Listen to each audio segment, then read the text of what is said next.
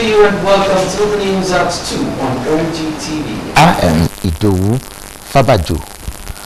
June 12 every year since 1993 has remained an event for convergence through which activists and Nigerians have been calling on federal government to immortalize Chief MKO Abiola. The renewed call was made during the annual celebration of the day by Ogun State government in Abeokuta. Details of this package. June 12, 1993, like yesterday, when Nigerians came out in their numbers to give their mandate to Chief Moshood Kashima Wolawale Abiola as the president-elect, and was annulled by military junta led by General Ibrahim Badamasi Babangida. Since the annulment, the struggle started for the declaration of the winner, which led to the death of the acclaimed winner of the June 12 presidential election, Chief MKO Abiola. In view of this, since the advent of the current administration in Ogun State, led by Senator Abeokuta, June 12 has been part of the celebrations in the state. This year's celebration work started from June 12 Cultural Center and terminated at the family house of Chief MKO Abiola for annual prayers.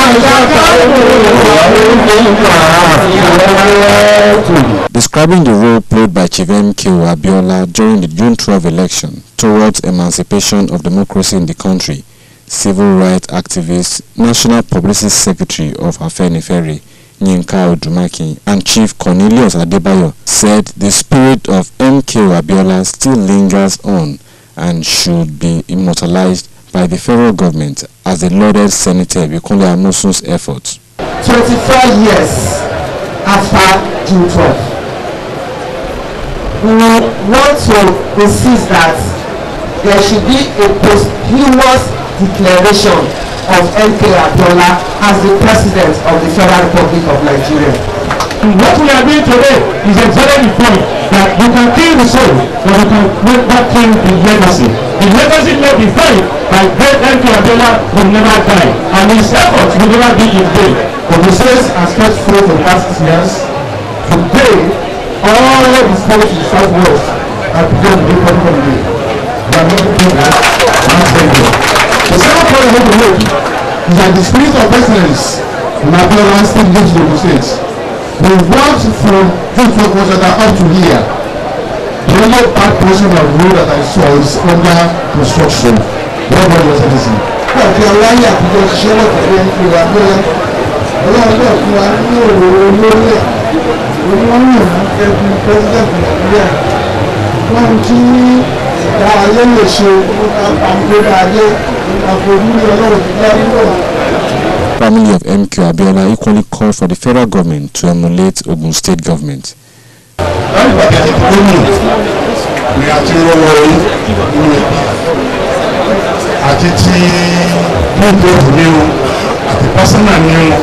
See anybody to Abiola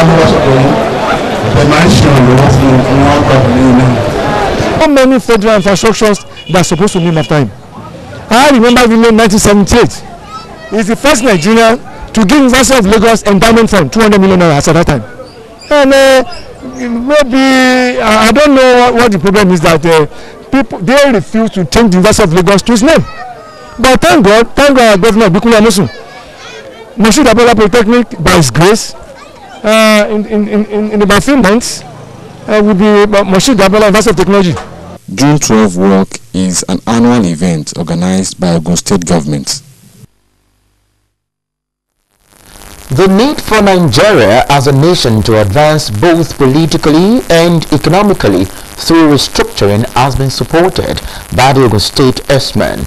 Governor Abeokuta who disclosed this during a special June 12 work in Abeokuta, however, added that such move must improve unity and oneness in the nation. Our Governor's Office correspondent, Bumi Adigun, has the details. Ogun State government, under the leadership of Senator Abeokuta, always celebrate and honor late Chief Moshood Kashima Wolawale Abiola, a son of the soil, who hails from Bagura in Abeokuta area of Ogun State. This is the walk and a rally that has been sustained 6 years now, just to show solidarity for a kinsman who lost everything for democracy in Nigeria. Governor Abeokuta Amosun, his wife, Dr. Mrs. Olufunso Amosun, Deputy Governor of Ogun State, Chief Mrs. Yetunde Onanuga, Speaker of the Ogun State House of Assembly, Right Honorable Suraj Shola Adekunbi, Secretary to the State Government, Barrister Taiwo Adeoluwa, civil societies, unions, all led the work as they move from June 12 Cultural Center in Abeokuta. The work moved through Kuto, Lalubu Road, Itaiko, Toturu, and Ugada, and it ended at the home of the business mogul at Okedo in Bagura area of Abeokuta. Governor Abeokuta Amosun, while addressing the family members, said that a posthumous presidential honor as the winner of June 12 election should be done to the family of late MKO Abiola. Chief MKO Abiola is from here. The Chief MKO Abiola sacrifice transcend beyond all of us. Indeed, transcend the whole of this nation called Nigeria and even beyond. In the context of even Africa and even the world, everybody knows what Chief MKO Abiola represents. And that is why it will be in our interest that we should not let that history. Everybody must continue. Whenever June 12 comes, indeed you know my position, and my position is that Chief MKO Abiola must be recognized as, of course, is the winner. He is the president. He was elected president. I think it will be good for his memory that we all recognize that Chief MKO Abiola won that election and that he is the president that was elected. He was denied the opportunity of governing this great country called Nigeria. Governor Amosun also declared his support for restructuring of Nigeria. Yes, I know we are not there yet, and I think that the foundation has been laid, and that foundation we must continue to build on it. Again, restructuring, and for it, but I said that whatever restructuring that we are doing, it must be such that Nigeria will still be indivisible. That one I am for it. I know that there is no way the part can be bigger than the whole once the whole is well put together. And it is in our interest that we make sure that the whole is well put together so that all the parts will be happy to belong to that part. Other eminent Nigerians who were at the rally also said one or two things about the man called Abiola Bumiadigun. OGTVNEWS. A former judge of the International Court of Justice, Hague, Netherlands, from 1991 to 1994, Prince Bola Sodun Adesumbo Ajibola has commended Governor Abeokuta Amosun of Ogun State for the meaningful role he plays every year to remember and honor Chief Moshood Kashimawo Olawale Abiola, the acclaimed winner of the June 12, 1993 presidential election, described as the freest and the fairest in Nigeria. Prince Ajibola at the Government House in Okeigbe, Abeokuta, to greet Senator Abeokuta Amosun a few minutes after the work and rally organized by the state government, says if he couldn't work with the multitude who participated in the rally due to old age, it is expedient for him to pay a courtesy call on the governor. Abiola is from here, and we are very proud of that. We want a united Nigeria. We want a united Nigeria that is together at all times. And exactly that is what we are working towards every time. And that is the reason why today is Democracy Day. Prince Ajibola also speaks about the ongoing massive infrastructure development, saying it has never happened in the history of the state. Abeokuta, we are happy, is developing fast in so many areas, and sharing the Commonwealth of development with a state like Lagos. So we are happy to see things moving in the right direction. Our governor is doing his very best in developing the state and we are happy with that too. Prince Bola Sodun Adesumbo Ajibola was Attorney General and Minister of Justice of Nigeria from 1985 to 1991. Resuscitation of stage play will no doubt go a long way towards promoting and sustaining the rich cultural and originality associated with live performances. Professor Banji Akintoye stated this during a stage play written by Dele Odule at the John 12 Cultural Center, Abeokuta. Benga Adekoya reports that Ogun State Governor Senator Ibikunle Amosun led other members of his cabinet and dignitaries to watch the play. Ojukeleku is a stage play that X-ray happenings in the society and the need for the entire citizenry to join hands together to eradicate corruption, which has become a cankerworm that is driving back the nation's economy.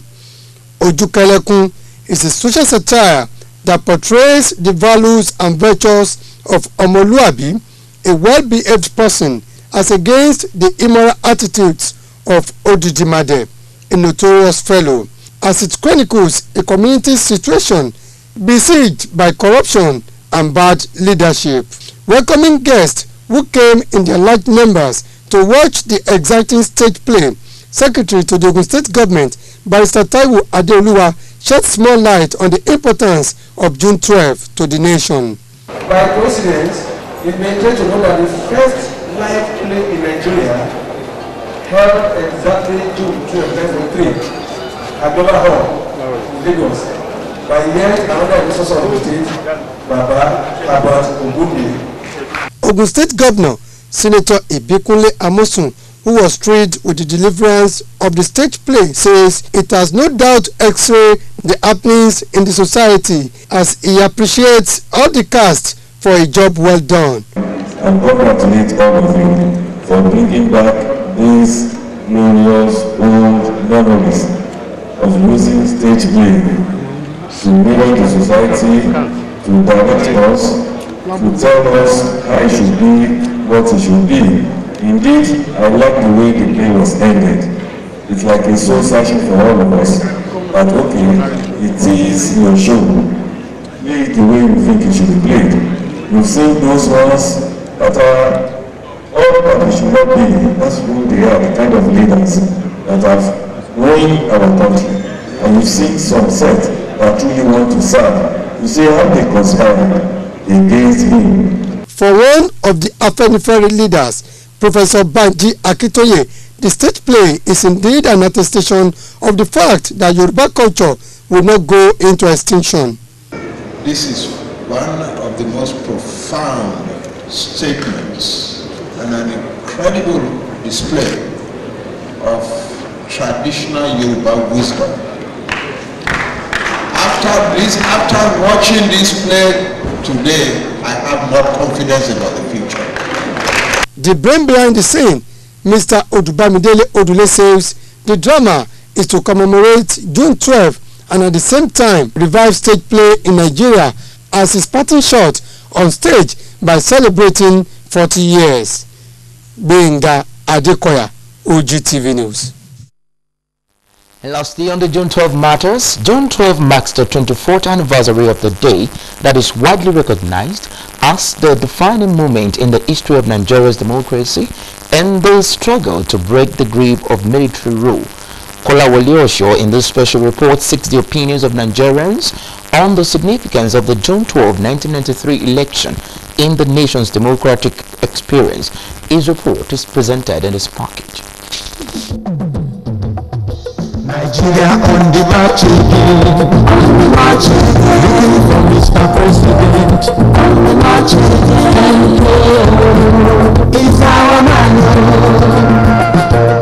A line that always comes to mind from the campaign theme for the presidential candidate of the defunct Social Democratic Party, SDP, Chief Moshood Kashimawo Abiola, who took his campaign to the length and breadth of the country after declaring his intention to run for the presidency.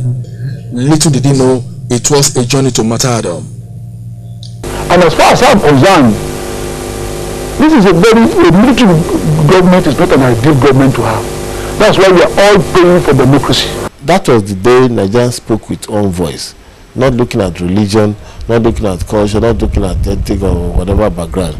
The Nigerians showed the world that they are really interested in the government of the people, by the people and for the people. The election of June 12, 1993 was held devoid of rancor and violence and was acknowledged the freest and the fairest election ever in Nigeria since independence. The June 12 election, seen as a signpost of democratic rule in Nigeria, was annulled by the ruling military government of General Ibrahim Badamasi Babangida on Wednesday, June 23, 1993. Everything about that election was free and fair. Primarily, the process that led to the selection of the candidate was free.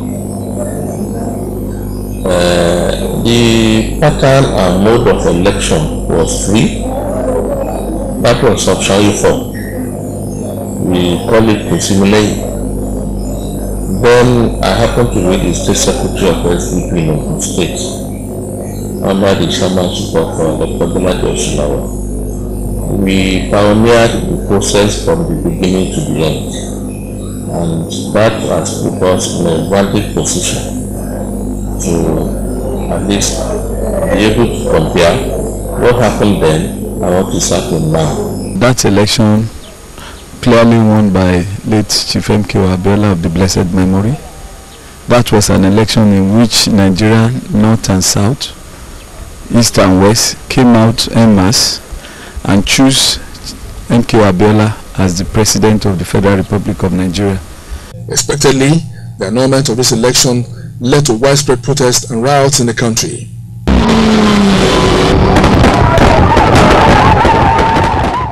But the question is, can Nigeria still witness free and fair elections, exemplified by the June 12, 1993 polls? It is possible. With the right orientation, the right education, the right mobilization, we can recreate such. And I believe Nigeria will come to that point very soon in our political sphere. The incident led to the exit of General Babangida and subsequent inauguration of an interim national government which had Chief Ernest Shonekon as head on August 27, 1993. The struggle of Chief M.K.O. Abiola to actualize his election mandate gathered momentum. He came out to declare himself President and Commander-in-Chief of the Republic at a rally held at Ekpetedo in Lagos State. As I speak today, and by the invaluable grace of Almighty God and the wishes of the people of this country, the President-elect of the Federal Republic of Nigeria, and the custodian of a sacred mandate, truly given, which I cannot surrender unless the people so demand. People of Nigeria, through their democratic decision of June 12, 1993, expect me to assume the reins of government. I fully intend to keep that date with history. His declaration led to his arrest. He was incarcerated but never returned home. Chief M.K.O. Abiola died in detention and his dead body was brought to his family members in Lagos. The point of it should be localized because all of us that are moving around today as politicians, we are building on that foundation. As a result, it should not be a forgotten event for me. So me, I think all governments at all levels should please monopolize June 12. Since then, the June 12, 1993 presidential election has remained historic in the mind of every Nigerian, and the date immortalized in Ogun State as a work-free day, with some monumental structures also named June 12, like the Pansheke Market and the Cultural Center, both in Abeokuta, the state capital. Research accounts revealed that people with albinism face multiple forms of discrimination worldwide, and this arguably calls for re-examination. Little wonder a day is set aside by the United Nations to advocate zero stigmatization against albino. Let's join Morenikeji Shobaloju in this special package put together in commemoration of International Albinism Awareness Day. On the 18th December 2014, The United Nations General Assembly adopted a resolution proclaiming with effect from 2015 the 13th day of June as an International Albinism Awareness Day. The second year running of this day, dedicated to advocate zero discrimination against persons living with albinism, the platform to further champion the crusade was again created. We're saying no to stigmatization, no to dehumanization, no to brutal killings of people living with albinism, no to bullying, no to every form of social discrimination. Because of the nature of their being, these creatures are easily discriminated against. But according to Ms. Peace Onuere, who is the Ogun State Coordinator, Albino Foundation, albinism is not a curse, but a condition. In fact, there's a community that says that immediately an albinos get into that community, the river there is going to overflow its bank and the whole village is going to be flooded. You have in Tanzania the brutal killing. In fact, they are hunting them because they believe that their body parts yield more money for rituals. You see other countries are killing, like South Africa. In fact, most African countries are killing them. And then I now came to think of it. These people are just like me. The only difference is the lack of melanin. I have melanin, they don't have melanin. That's the only difference. Ms. Onuere emphasizes that albinos are not totally different from other beings, and as such, they should be embraced with love and care. See, they are not a curse. They are not evil spirits. We want to tell the general public, especially in the schools, that they should stop bullying, because a lot of albinos, they drop out of school because of bullying. The lack of melanin affects the pigmentation in their eye, the development of the iris, and that is why most of them have what is called nystagmus, that is involuntary rapid eye movement. It doesn't allow them to focus very well when they are reading. The teachers should accept them. The general public should accept them. The other fellow students should accept them and aid them instead of stigmatization. When taking an overview of their experiences and measuring their level of societal acceptance, some of these albinos advocate more love now that the whole world has come together to celebrate them. When I was growing, like, it was very bad. I do feel bad about it, but with time I got used to it. I don't even know when people stare. Sometimes I will just, so these people are staring at me, and even if they start the name calling, I just ignore it. So awareness day for albinism is very important. Back in school days, I faced a lot of challenges with my sight, and you just notice that someone just come to you and said, do this, I think, get out, and something like that. But now, it's a pride for me. Albinism is still profoundly misunderstood socially and medically, with a physical appearance that is often an object of erroneous beliefs influenced by superstition. Hence the aptness of the International Albinism Awareness Day. Ubranikeji Shobaleju, OGTV News. Admission into JSS1 public schools with boarding facilities in Ogun State for the 2017-2018 academic session has commenced. Commissioner of Education, Science and Technology, Mrs. Modupe Mujota, in a statement, said that the firms which are now available for sale at the rate of 5,000 naira can be obtained at any school of choice where admission is sought. Examination holds on Friday, June 16, 2017 in all the schools with boarding facilities throughout the state. Meanwhile, all public and private primary school and secondary schools in Ogun State will proceed on mid-term holiday for the third term 2016-2017 academic session on Thursday, 15th June 2017. Commissioner of Education, Science and Technology, Mrs. Modupe Mujota, in a statement said schools are to resume for academic activities on Monday, 19th June 2017. The headquarters 35 Artillery Brigade Alamala has stated a continuous live training and maneuvering exercises at the Iwope general area of Ogun Waterside. The exercise, which was led by the Commander 35 Artillery Brigade, Brigadier General Basil Adonke, is aimed at checking activities of bandits especially the militants in the Martin general area, and to build the confidence of the people of the area in the government of the day, and also fish out militants, hence solicited the cooperation of the people in ensuring the success of the operation. While conducting the exercise, Brigadier General Adonke assures the people of their safety, warning that the populace should not harbor militants or criminals during and after the exercise. He, however, enjoined the people to remain calm and go about their lawful businesses without any fear of molestation or intimidation from anyone.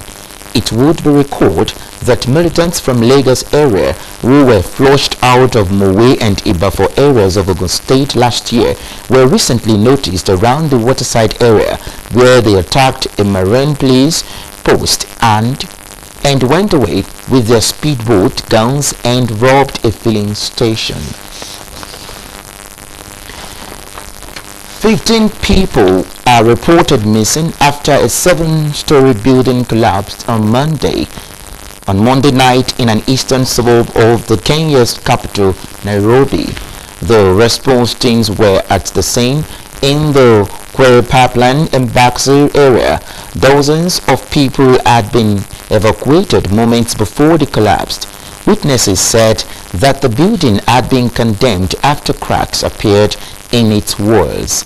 The coordinator of the rescue efforts, Perez Musa, said that more than 100 people had been accounted for, but added that people may still be trapped.